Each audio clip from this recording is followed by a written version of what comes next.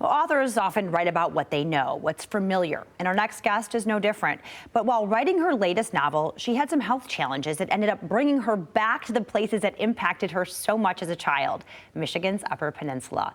That is the setting for Where the Water Meets the Sky. Author Diane Lebec, she is joining us via Zoom this morning to talk about the journey that actually changed the original story. Diane, thanks so much for joining us.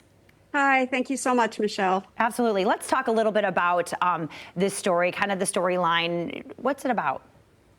Yeah, so it opens up with a young child who makes it out of a house fire, and in that fire, her mom perishes.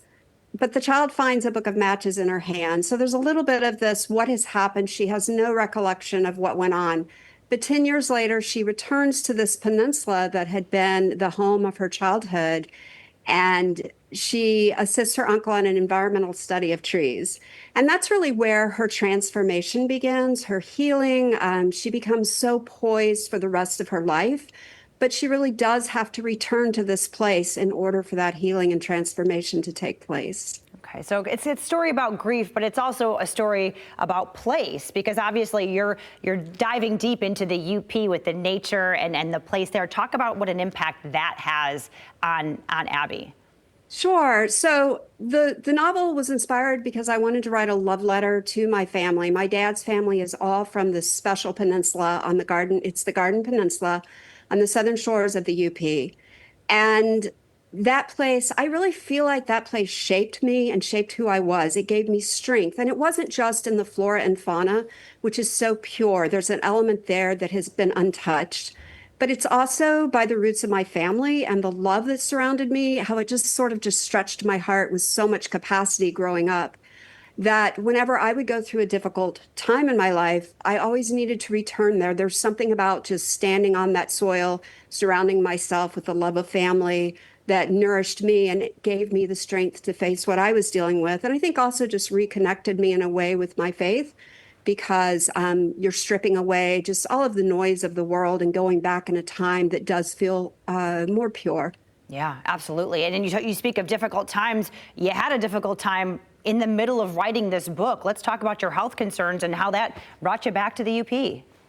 Yeah, so I was working on the book and I was diagnosed with 5 brain aneurysms, 2 that were breaking down. And I was fortunate enough that I had an incredible surgeon at Johns Hopkins. When I got through the recovery, I decided to go back and revisit the novel, because one thing I will say is that I don't think an author's writing changes until the author changes. And that experience really changed me. You know, going into the surgery, I didn't know what the outcome would be, whether I would lose my vision. That was one of the risks. And there was just this moment of complete surrender before going into the surgery. And I thought, if I could tap into that kind of surrender and bring that into my writing and bring that into my interactions in my daily life, how much more rich and meaningful my life would be. And just, I don't know. So I really tried to do that in rewriting the novel. I spent an entire year rewriting it. And then the day after Easter, I had a contract with Simon and Schuster, and it just felt like a real blessing that I'd come full circle. But part of that was also going back to the UP, visiting all of the sites where the novel takes place, just standing on points and, you know, at the edge of bays that I'd never even been able to access before. I took my dog and we camped all along the area.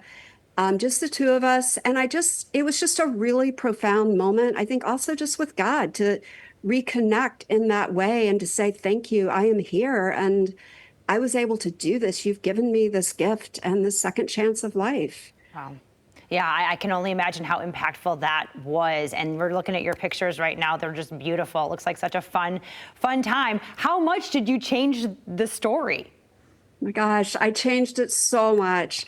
You know, I think so much before, Michelle, I was just rushing through life, rushing to get the draft done.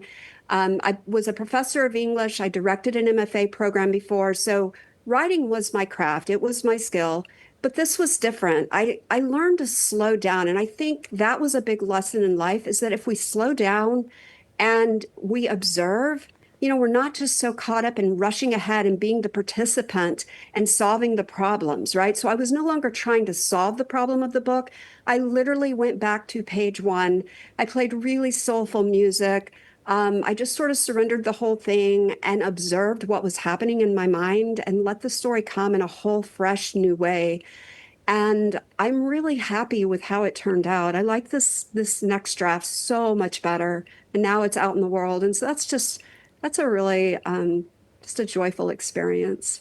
It's pretty profound, Diane. Thank you so much for sharing your story. Taking a book tour right now. Enjoy your time in Michigan.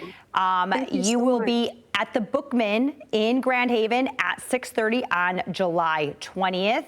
You can get some signed copies at Schuler Books July 21st. You want to learn more?